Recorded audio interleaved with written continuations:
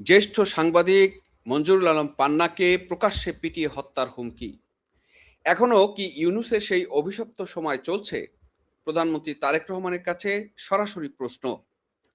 সাংবাদিক আনিস আলমগীরের উপর জামাত সমর্থিত সাইবার আক্রমণ ও হুমকির পর দেশে গণমাধ্যমের ভয়াবহ নিরাপত্তাহীনতা এবং মব সংস্কৃতির পুনরাবৃত্তি নিয়ে আমাদের আজকের এই বিশ্লেষণ। স্বাধীনতা, সুস্থ সাংবাদিকতা আর মুক্ত গণমাধ্যমের ইতিহাস আজ আরও একটি কালিমালিপ্ত দিন হিসেবে যুক্ত হলো। দেশের জ্যেষ্ঠ সাংবাদিকরা যখন সত্য কথা বলার অপরাধে, ইতিহাস বিকৃতির প্রতিবাদ করার অপরাধে প্রকাশ্যে পিটিয়ে হত্যার হুমকি পান, তখন প্রশ্ন জাগে, এই দেশটা কি কোনো গণতান্ত্রিক সরকার চালাচ্ছে, নাকি কোনো মব সন্ত্রাসীদের অঙ্গরাজ্য বা জঙ্গল রাজ্যে পরিণত হয়েছে? গত ২১শে জুলাই মঙ্গলবার রাতে ৮:৩০টার দিকে বিশিষ্ট সাংবাদিক মঞ্জুরুল আলম পান্না তার সামাজিক মাধ্যমে যে চরম উদ্বেগ প্রকাশ করেছেন তা শুনে পুরো দেশের সচেতন নাগরিক আজ শিউরে উঠছেন। তিনি সরাসরি বর্তমান প্রধানমন্ত্রী তারেক রহমানের দৃষ্টি আকর্ষণ করে প্রশ্ন রেখেছেন, প্রকাশ্যে পিটিআর হত্যার হুমকি আসছে, মাননীয় প্রধানমন্ত্রী স্পষ্ট করে বলুন, এখনো কি ইউনূসের সে অভিশপ্ত সময় চলছে? ডক্টর মোহাম্মদ, যাকে আমরা বাটপার ইউনূস বলি, বাটপার ইউনূসের অন্তর্বর্তী সরকারের আমলে মানুষ কেন অভিশপ্ত বলে? কারণ সেই সময় মব বানিয়ে শত শত মানুষকে পিটিয়ে হত্যা করা হয়েছিল, আর সাংবাদিকদের রোষানলে ফেলা হয়েছিল। আজ প্রধানমন্ত্রী তারেক রহমানের আমলে এসেও যদি জ্যেষ্ঠ সাংবাদিকদের প্রকাশ্যে পিটিয়ে মারার হুমকি দেয়, সাংবাদিক আনিস আলমগীরের উপর সাইবার হামলা চালানো হয়, তবে দেশের মানুষের মনের ভিতরে প্রশ্ন ওঠাই স্বাভাবিক একটাই, সেটা হচ্ছে, আজ আমরা এই একই পরিস্থিতিতে সেই ইউনূসের আমলে কি বসবাস করছি? দর্শক, আজকের আমরা ভিডিওতে সাংবাদিক পান্না ও আনিস আলমগীরের উপর চলা এই সন্ত্রাসী হুমকির পিছনের আসল চরিত্রদের উন্মোচন করার চেষ্টা করব। পুরো ভিডিওটি দেখুন, সাথে থাকুন। আসুন জ্যেষ্ঠ সাংবাদিক মঞ্জুরুল আলম পান্নার সেই বক্তব্যের মর্মর্থ গভীরভাবে বোঝার চেষ্টা করি। মঙ্গলবার রাত ৮:৩০ নিজের ভেরিফাইড ফেসবুকে অ্যাকাউন্টে দেওয়া সংক্ষিপ্ত কিন্তু অত্যন্ত শক্তিশালী এক পোস্টে মঞ্জুরুল আলম পান্না লিখেছেন, প্রকাশ্যে পিটিয়ে হত্যার হুমকি আসছে, মাননীয় প্রধানমন্ত্রী স্পষ্ট করে বলুন, এখনো কি ইউনূসের সেই অভিশপ্ত সময় চলছে? কি ভয়ঙ্কর ও তীক্ষ্ণ প্রশ্ন ভাই। মঞ্জুরুল আলম পান্না কোনো সাধারণ নাগরিক নন, তিনি বছরের পর বছর ধরে গণমাধ্যমে বস্তুনিষ্ঠ সাংবাদিকতা করে আসা এক জ্যেষ্ঠ সাংবাদিক। তাকে যখন প্রকাশ্যে পিটিয়ে মারার হুমকি দেওয়া হয়, তখন আইন শৃঙ্খলা বাহিনীর ভূমিকা কি, আর তিনি কেন এই ডক্টর ইউনূসের আমলের কথা মনে করিয়ে দিলেন? কারণ বাটপার ইউনূসের অন্তর্বর্তী সরকারের সেই সময়টাতে আইন শৃঙ্খলার পুরোপুরি ভেঙে পড়েছিল। মোড়ে মোড়ে মব তৈরি করে মানুষকে হত্যা করা হতো, মত প্রকাশের স্বাধীনতাকে গলা টিপে হত্যা করা হয়েছিল। পান্না সাহেব প্রধানমন্ত্রী তারেক রহমানের কাছে জানতে চেয়েছেন, আজ নির্বাচিত সরকার থাকা সত্ত্বেও সেই অভিশপ্ত দিনের পুনরাবৃত্তি কি ঘটছে, নাকি একদল চিহ্নিত সন্ত্রাসী ভাবছে যে তারা সরকারের চেয়েও শক্তিশালী? এই পোস্টের পর সামাজিক যোগাযোগ মাধ্যমে তোলপাড় শুরু হয়েছে। সাংবাদিক সমাজ আজ একাত্র হয়ে পান্নার নিরাপত্তা নিশ্চিত করার দাবি জানাচ্ছে। এই হুমকির পিছনে কারা আছে তাদের গ্রেপ্তারের আহ্বান জানাচ্ছে। দর্শক, আপনারা দেখছেন যে প্রকাশ্যে এই পান্নাকে হুমকি দেওয়ার পরও কিন্তু উনি দমে যাননি। উনি ওনার যেগুলো কথা বলা, যে প্রশ্ন করা এবং যে তার কনটেন্ট করা, সেটা কিন্তু থামিয়ে দেননি। উনি কিন্তু চেষ্টা করছেন প্রতিদিনই সেই কনটেন্ট গুলোকে বলার জন্য এবং মানুষকে কাছে পৌঁছানোর জন্য। মঞ্জুরুল আলম পান্নার এই ঘটনা কিন্তু একা ঘটেনি। এর ঠিক কিছুদিন আগেই আরেক জ্যেষ্ঠ সাংবাদিক আনিস আলমগীরের উপর নেমে এসেছিল এক ধরনের ভয়াবহ সমন্বিত সাইবার আক্রমণ এবং হত্যার হুমকি। কি ঘটেছিল সেটা কি জানেন? বিভিন্ন টেলিভিশন টক শোতে জামাত ইসলাম সমর্থিত ও দলটির ভাবধারার দুই নিয়মিত গেস্ট, ব্যারিস্টার ফুয়াদ ও ব্যারিস্টার শাহরিয়ার কবির, ব্যারিস্টার না তো, এই দুইটাই আমি কিন্তু তাদেরকে ব্যারিস্টার বলি না, এই দুইটাকে আমি সাধারণত বালেস্টার বলি। কবির যখন বাংলাদেশের মুক্তিযুদ্ধ, স্বাধীনতা এবং রাজনীতির আসল ইতিহাস নিয়ে নানা অপতথ্য, মিথ্যাচার ও বিভ্রান্তি পরিবেশনা করছিলেন, তখন জ্যেষ্ঠ সাংবাদিক আনিস আলমগীরের সত্য তুলে ধরে তার জোরালো প্রতিবাদ করেছিলেন।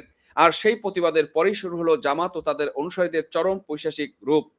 বিভিন্ন ফেসবুক পেজ, ট্রল গ্রুপ এবং সাইবার সেল থেকে আনিস আলমগীরের উপর একযোগে সংগঠিত সাইবার অ্যাটাক চালানো হয়। মিথ্যা তথ্য ছড়িয়ে সামাজিকভাবে হেয় করার চেষ্টা করা হয় এবং একের পর এক হুমকি দেওয়া হতে থাকে।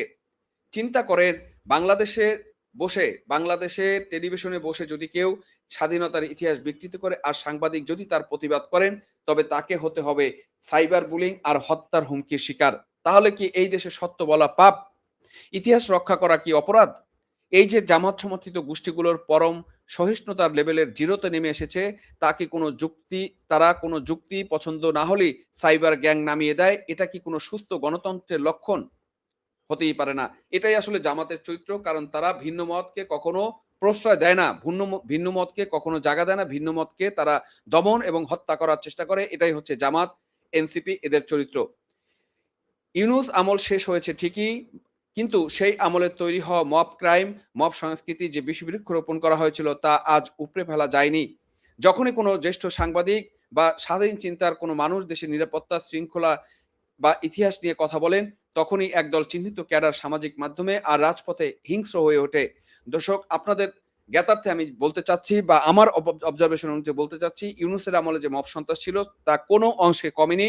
বরঞ্চ পান্না ভাইকে আমি স্পষ্টভাবে বলতে চাই, তার চেয়ে বরঞ্চ মব এখন আরো বেড়েছে এবং সেটা গ্রাম পর্যায়ে গিয়ে পৌঁছেছে। বিএনপির লোকজন এখন আরো মব বেশি করছে। দর্শক, তারা মনে করে হুমকি দিয়ে পিটিয়ে মারার ভয় দেখালেই সাংবাদিকরা চুপ হয়ে যাবেন, কিন্তু এরা ভুলে গিয়েছে সাংবাদিকদের কলমে স্তব্ধ করা এত সহজ নয়। প্রধানমন্ত্রী তারেক রহমান সরকারের আমলে এসে যদি এই সমস্ত জামাত বা স্বাধীনতা বিরোধী শক্তি সমর্থকরা সাংবাদিকদের এভাবে হুমকি দেওয়ার সাহস পায়, তবে স্বরাষ্ট্র মন্ত্রণালয়ের কাজটা কি, সেই প্রশ্নটা আমরা করতেই পারি। যদিও একথাও আমরা জানি যে এই জামাত, বিএনপি এবং এনসিপি তারা একই কাঁঠালের কোয়া এবং তাদের চরিত্র একই। শুধুমাত্র কুসুম কুসুম বিরোধিতা দেখানো, এরা হচ্ছে জনগণকে দেখায় যে আমরা সরকারি দল, বিরোধী দল, কিন্তু এদের সবার মানে মানে পশ্চাৎদেশ একই জায়গায় যুক্ত হয়েছে, রোশনের কোয়া এক জায়গায়, এবং এই মব সন্ত্রাসটা তারা যৌথভাবে মিলেই করছে। সুতরাং এই তারেক রহমানকে বিচার দিয়ে কোনো কাজ হবে বলে আমি মনে করি না। তারেক রহমান সে আমেরিকার ডিপ স্টেটের সেই মুচলেকা দিয়ে সরকার, যারা বাংলাদেশকে আমেরিকার হাতে তুলে দেওয়ার প্রতিশ্রুতি দিয়ে ক্ষমতায় এসেছে শুধু লুটপাট করার জন্য। একজন জ্যেষ্ঠ সাংবাদিককে যখন প্রকাশ্য পিটিয়ে মারার হুমকি দেওয়া হয় আর পুলিশ যদি হাত গুটিয়ে বসে থাকে, তবে সাধারণ মানুষের নিরাপত্তার ভরসা কোথায় গিয়ে দাঁড়াবে? বন্ধুরা, আজকের ঘটনা প্রমাণ করে মুক্ত গণমাধ্যমের পথ এখনো কতটা কণ্টাকীর্ণ। মঞ্জুরুল আলম পান্না, আনিস আলমগীর উপর পরিচালিত এবং হুমকি সাইবার হামলা কোনো বিচ্ছিন্ন ঘটনা নয়। এটি পুরো সাংবাদিক সমাজের উপর এক নগ্ন আঘাত, যে আঘাত বাটপার ইউনূস শুরু করেছে। প্রায় ৩০০ সাংবাদিককে জেলখানায় ভরেছে এবং এখন পর্যন্ত আজকে ২ বছর ধরে জেলের ভিতরে রয়েছে। এবং এই তারেক রহমান যার কাছে পান্না বিচার দেওয়ার চেষ্টা করছে, এই মঞ্জুরুল আলম পান্না ভাই বিচার দেওয়ার চেষ্টা করছে, আমি তাকে বলবো তার এই বিচার দেওয়াটা বৃথা একটা চেষ্টা ছাড়া বা বৃথা একটা আকুতি ছাড়া আর কিছুই নয়।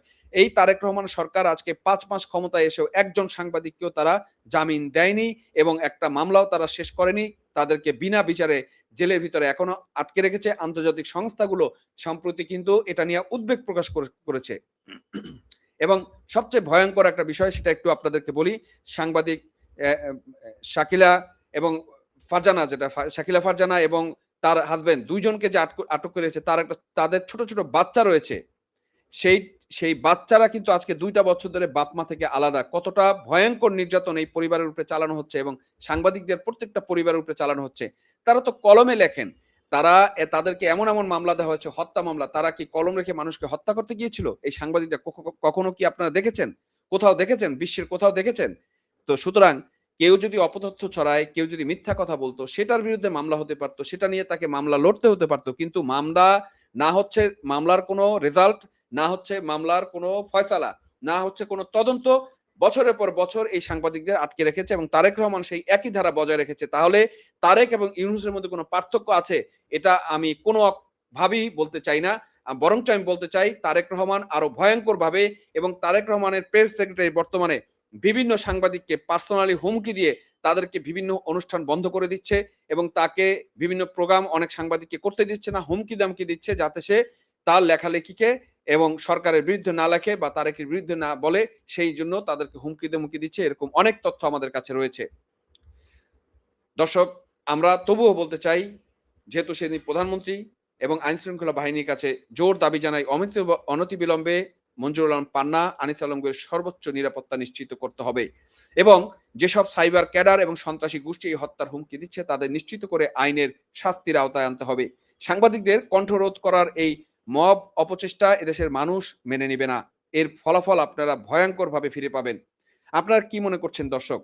জ্যেষ্ঠ সাংবাদিককে এভাবে প্রকাশ্যে পিটিয়ে হত্যার হুমকি দেওয়া কি স্বাধীন গণমাধ্যমের উপর চূড়ান্ত আঘাত নয়? এটা কি গণতন্ত্রের মধ্যে পড়ে? শেখ হাসিনার আমলে কি এভাবে সাংবাদিকদের হুমকি ধামকি দেওয়া হয়েছিল? আপনারা আপনাদের মতামতগুলো অবশ্যই কমেন্ট বক্সে আমাদেরকে জানাবেন।